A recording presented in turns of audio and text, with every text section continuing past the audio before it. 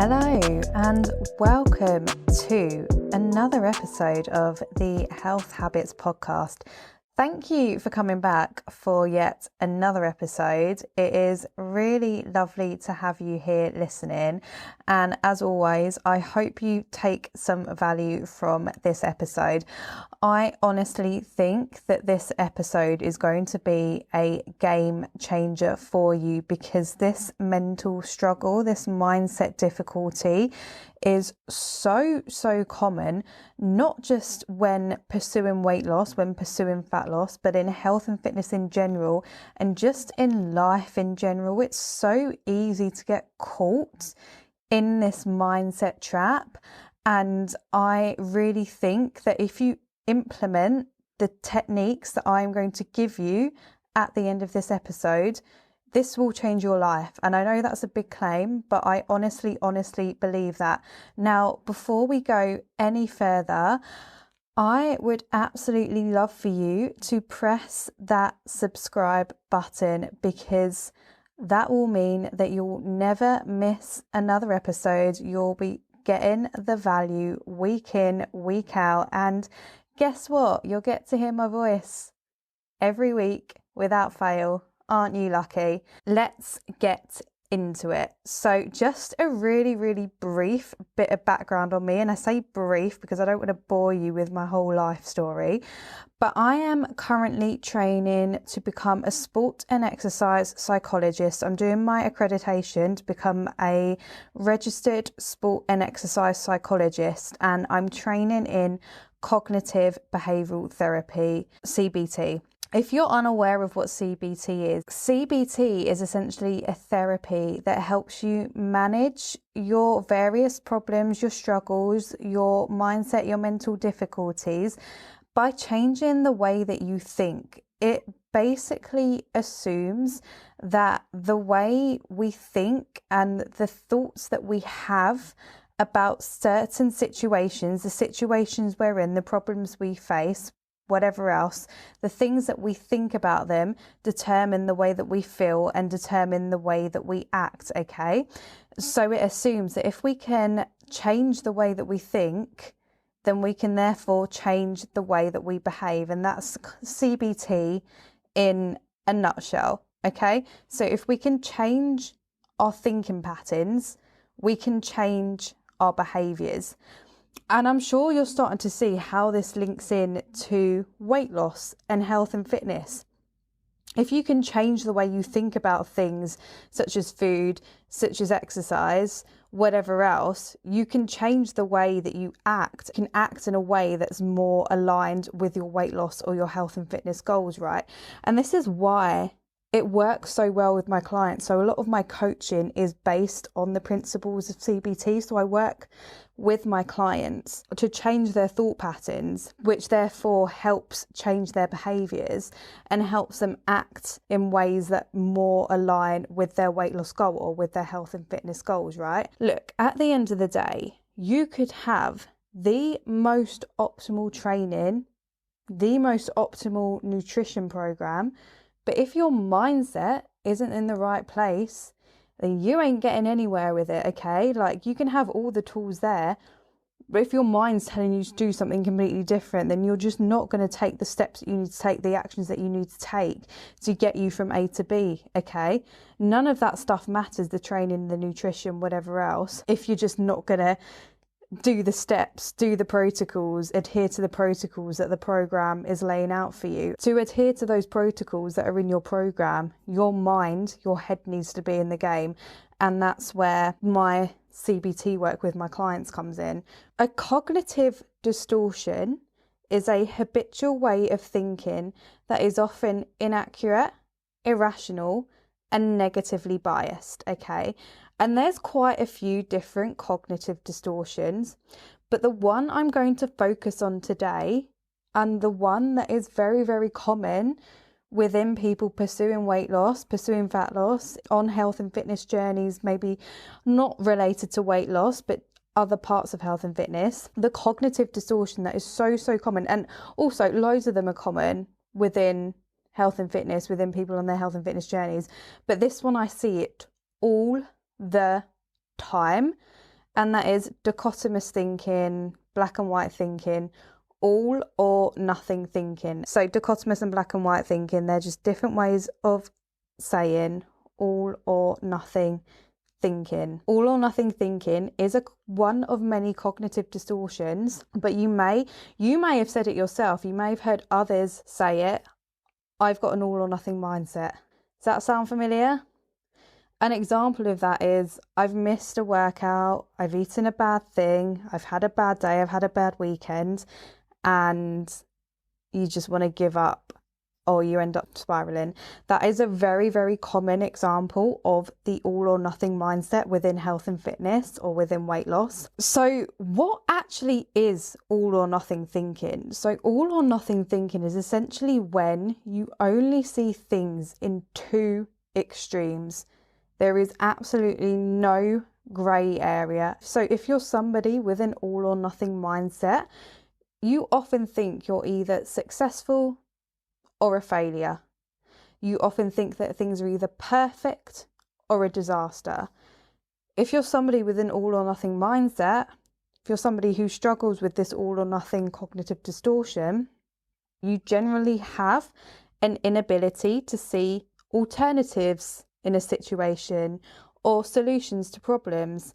And this is really, really troublesome because there is always another perspective. Things generally aren't absolute. However, people with an all or nothing mindset see things as absolute. This often causes self-hatred and self-blame because you're generally demanding perfection from yourself. And if you're not perfect, then that means you failed, as failure is the only alternative to perfection. It's the only alternative that you, as somebody with an all or nothing mindset, is willing to accept. Giving up easily on your goals is a really, really big sign of having an all or nothing mindset, because if you're seeing yourself as either being perfect, and if you're not perfect, then you're a failure, and you're thinking you're a failure, then why would you continue? You're going to give up. Okay, so giving up is a really, really big sign of having an all or nothing mindset. So that is just something to bear in mind. I just wanted to talk you through a couple of different scenarios to see if you can notice yourself in them. And if you can, then that might be a bit of a red flag that you potentially might have a bit of an all or nothing mindset, or you have certain thought patterns, certain thoughts that are in line with that all or nothing thinking. Scenario 1, Sally adhered to her calorie target every single day for a month, right? She thought that she was absolutely smashing it. She was so proud of herself. She was smashing that calorie target absolutely perfectly. She was making such amazing progress. Okay, she was so happy with herself. She was absolutely killing it. She was in work one day and one of her work colleagues brought a box of donuts in. Initially, she said no, but her work colleague left the donuts on the side in the office kitchen with the box open, so they were on show. Sally goes into the kitchen to grab a glass of water. Those donuts are right there. As soon as she walks into the kitchen, she can smell the donuts, smell how sweet and deep fried they smell, because we all know how amazing that sweet deep fried scent of a donut is. So good. She sees them and she couldn't resist and she has one. These donuts are really, really big, gluttonous donuts, absolutely delicious. But she knew after eating that she would now go over her calorie target for the day. So she has the thought, I've messed today up now. I may as well carry on eating. Because she had that thought, she now has 2 more donuts. So she's eaten 3 donuts in total. And when she gets home from work, she orders a massive takeaway and has that for dinner. So that is scenario 1. Scenario 2, we have somebody called Jane. Now, Jane has been so consistent with her training and her nutrition all week. She smashed out all her training sessions, absolutely crushed it in every single one. She's felt amazing after every single workout. She's absolutely smashed it. Her nutrition has been on point all week, like Sally. She's smashed her calorie target every day this week, and she's feeling really, really good about herself, really amazing about herself, because she's stayed consistent. And it feels good when you have a week where you're just so on the ball with things, right? However, she wakes up Friday morning and she decides to weigh herself. So she jumps on the scales, and that little pesky number that we all love to hate is higher than last time she weighed herself. I know you know that feeling when you feel like you've worked so hard all week and you've jumped on the scale and that number has somehow gone up. Like, what the fuck is going on here? Frustrating and disheartening AF, right? Anyway, Jane thinks to herself, I'll never be able to lose weight. And after that thought, she just gives up on her weight loss goal. She gives up, and that's it. So those are the two scenarios. There are some big similarities between them. In both of those scenarios, there was absolutely no middle ground. Sally and Jane are both thinking in extremes. So with Sally, she either has to be hitting her calorie target 100% or she's not going to try at all. So can you see how she either has to be 100% perfect with her calorie target, or she sees herself as a failure and she just doesn't even try with it at all. She just eats in a completely unplanned, unmindful way that is completely not aligned with her weight loss goal. With Jane has to lose weight every single time she weighs herself, or she thinks that she's failed and she'll give up. Okay, so can we see the extremes here?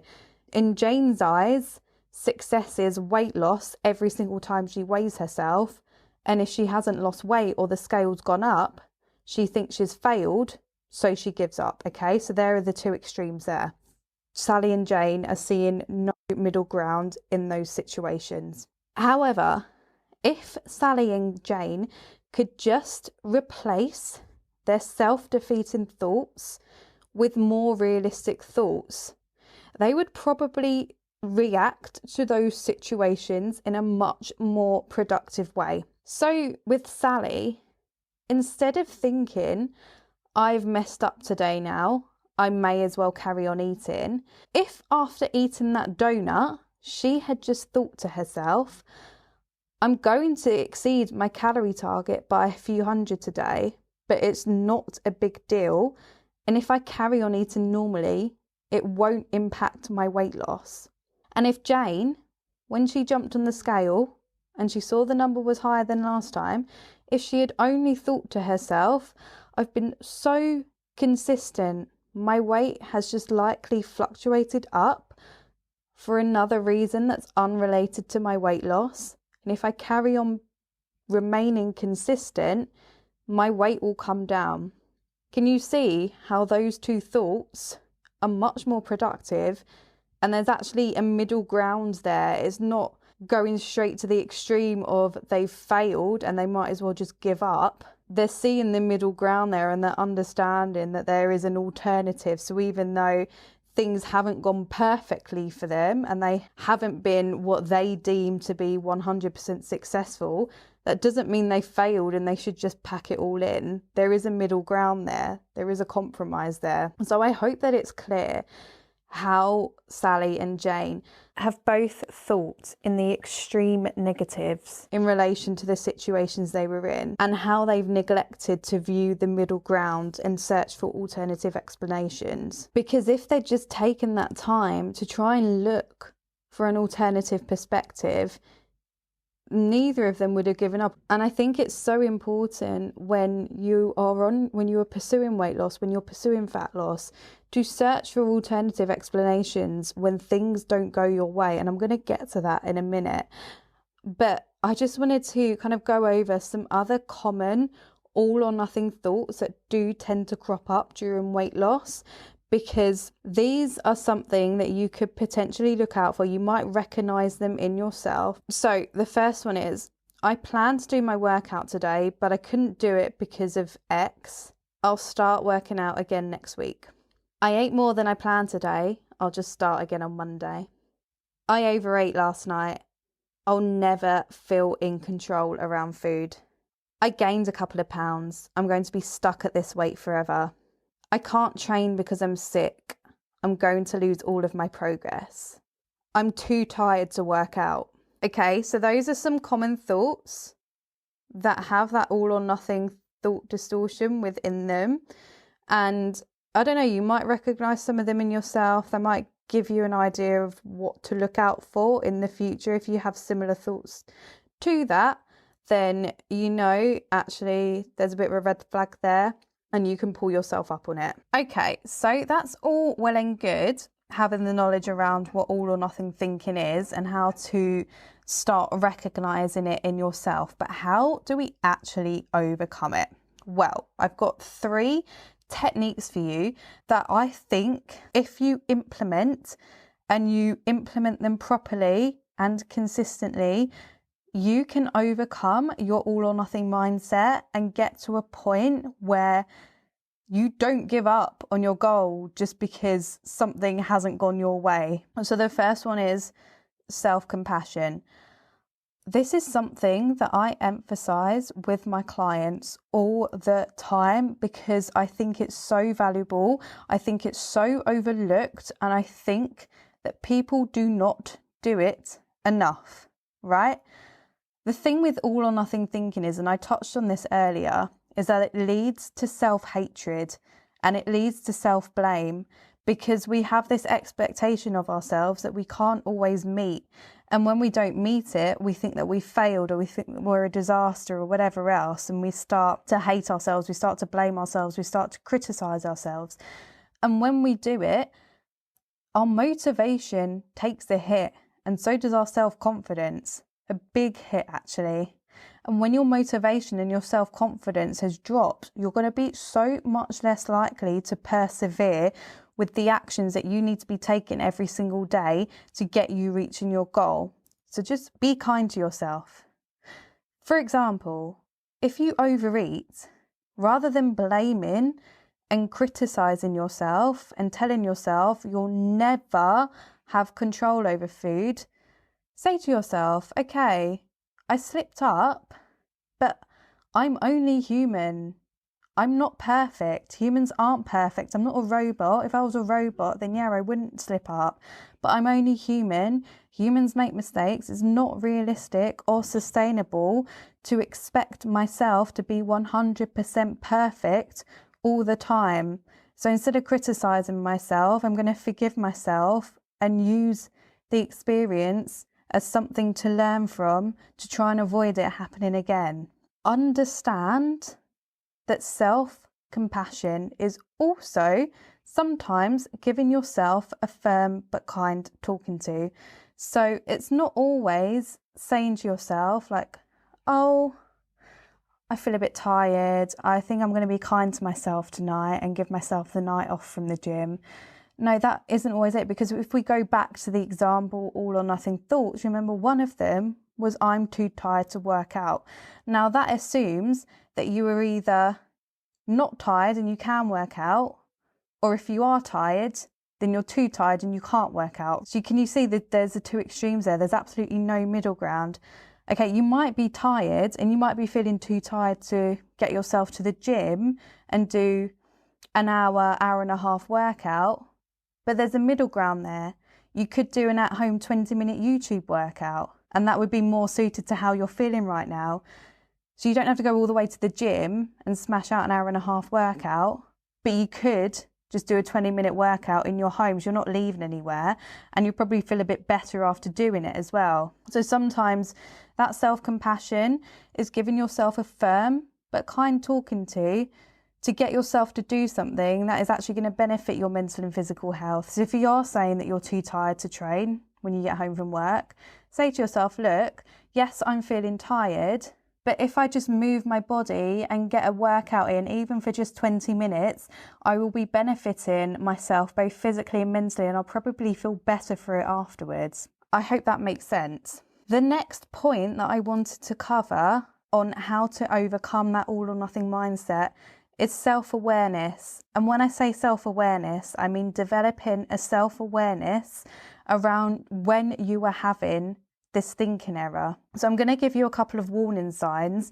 to look out for. Just be aware of when these things are happening. Just try and become more aware of when you're doing these things, because they are red flags. And when you notice them in yourself, you can take a moment, you can step back, and you can say to yourself, okay, am I thinking in black and white right now? Is there an alternative? So the warning signs are language such as I will always and I will never. So you might say to yourself, I will always be at this weight, or I will never lose weight, or I will never be able to get to my weight loss goal, or I will always be overweight. So look out for that kind of language.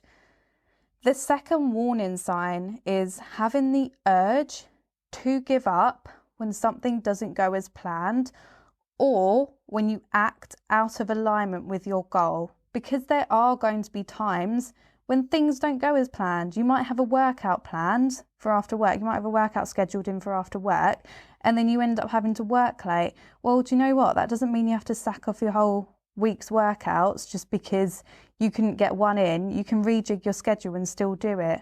You don't have to give up when something doesn't go as planned, and you also do not have to give up when you act out of alignment with your goal, because again, you will do. You're not going to be 100% on the ball, 100% adhering to your weight loss protocols, to your program protocols 100% of the time, because like I touched on, that's not realistic. That's not realistic. You're only human. If you did that, you'd burn out. If you act in a way that's out of alignment with your goal, and it's only every so often, that's okay. But if you have the urge to give up when you do so, then that is a big warning sign that you are experiencing the all or nothing mindset. Either of the above happens, so you notice yourself using language such as I will always, I will never, or you notice yourself have the urge to give up when something doesn't go as planned, or you do act out of alignment with your goal. When that happens, what I want you to do is pinpoint the thought that you had in that moment. And you can do that by asking yourself, what was just going through my mind? What I want you to do when you have that thought is write it down straight away. And the reason why I want you to write it down straight away is because thoughts are so much harder to identify after something has happened. Even after a very short space of time has passed, they are so much more difficult to identify.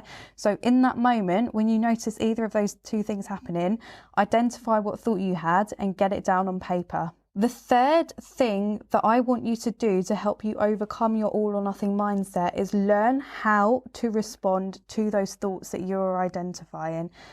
And the main thing that I want you to do that, and I've touched on this just now, I want you to look for alternative explanations. Because if we go back when we were discussing what an all or nothing mindset actually is, it's seen in the extremes. You don't see alternatives when you're stuck in that all or nothing mindset. You either see A or B, black and white, success or failure, perfect or disaster. You don't see an alternative explanation. So you need to force yourself to look for one. And two really, really great questions you can ask yourself to find an alternative explanation is, what is a different way of looking at this? And what would I tell a friend in this same situation? And that second one I love, okay? Have you ever been in a situation where your friend is telling you a problem and you can see they're getting really, really worked up about it. You can see they're being really, really irrational about it. And you're just sat there like, why are you reacting like that? This is such a small problem. There's such an easy solution to this. Like, why on earth are you getting so worked up? Why are you being so irrational about it? And the reason is because it's so difficult to be rational about our own problems and about our own situations. It's like we see our own problems through a blur and we're incapable of looking at them rationally a lot of the time. But then I'm sure you've gone to friends with problems, and as soon as they've pointed out that you're being a bit irrational, you're acting a bit over the top about it, then you can take a step back and think, okay, yes, I actually was, right? So just imagine a friend coming to you in the exact same situation that you're in and asking you for advice. What would you tell them?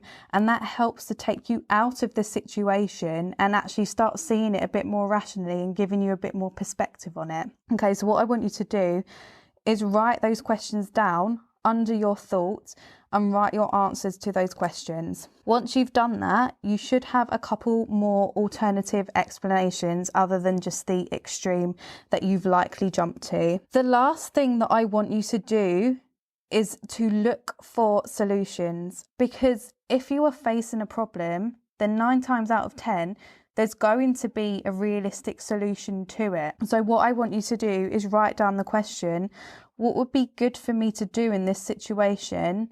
And have a think about all the things that would make sense for you to do, would be ideal for you to do to keep you moving towards your goal. So if you are in the situation where you have eaten over your calorie target and you have that urge to spiral and just carry on eating and eating and eating in an unplanned way, well, actually, you might write down that it will be good for you to just get back on track with your nutrition right away, because it's likely not going to have a massive impact on your progress if you do that. The reason why I'm telling you to just get all of this down on paper is because things make so much more sense when they are down on paper. When you have all these thoughts rushing through your head, it is so difficult to make sense of them. So difficult. It's so much easier to see things more rationally when we're just getting our thoughts out on paper.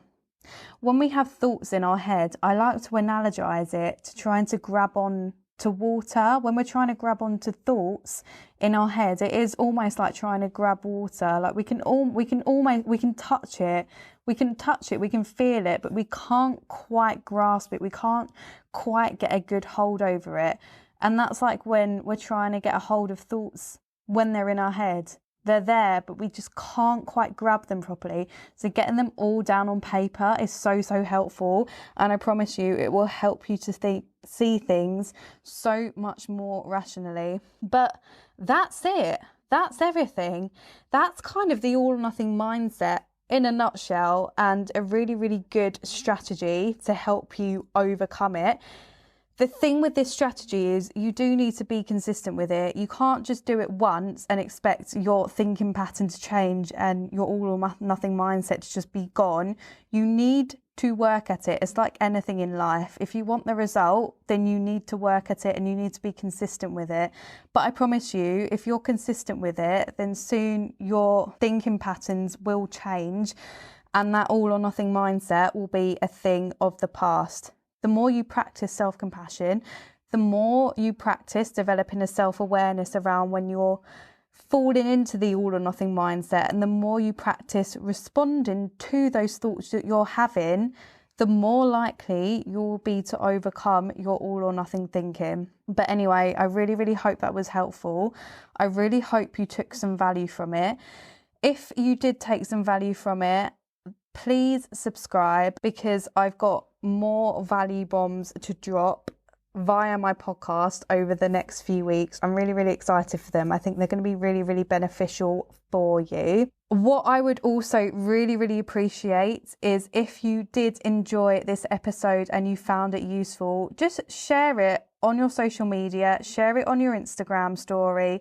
because at the end of the day, sharing is caring, and I want as many people as possible to be able to benefit from this strategy, because the all or nothing mindset is so common. So many people could use a solid strategy to overcome it. So share it with your friends, share it with your family, share it on social media.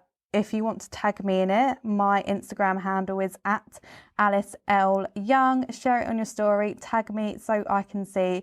And that will also massively help me out as well. And then also, if you tag me, I can drop you a little message to say thank you for listening. Anyway, I hope you enjoyed it, and I hope you have an amazing rest of your day. And I will catch you next week for next week's episode. See you later.